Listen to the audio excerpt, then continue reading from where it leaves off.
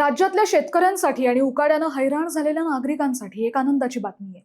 Monsoon काल म्हणजे 4 जून रोजी केरळमध्ये दाखल झालाय। हवामान विभागानं दिलेल्या माहितीनुसार पुढील 2 ते 3 दिवसात मान्सून गोवा आणि महाराष्ट्राच्या काही भागात धडकण्यासाठी पूर्णपणे अनुकूल परिस्थिती आहे।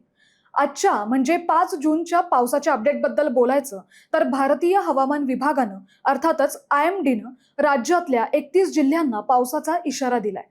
विदर्भातल्या अमरावती, वर्धा आणि चंद्रपूर या जिल्ह्यांमध्ये वादळी पावसाचा ऑरेंज अलर्ट देण्यात आलाय।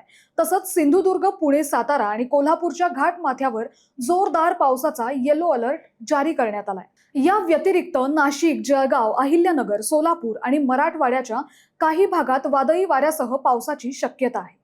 महत्वाची बाब म्हणजे सध्या राज्यात कोसळणारा हा पाऊस मान्सूनचा नसून तो मान्सून पूर्व किंवा अवकाळी पाऊस आहे।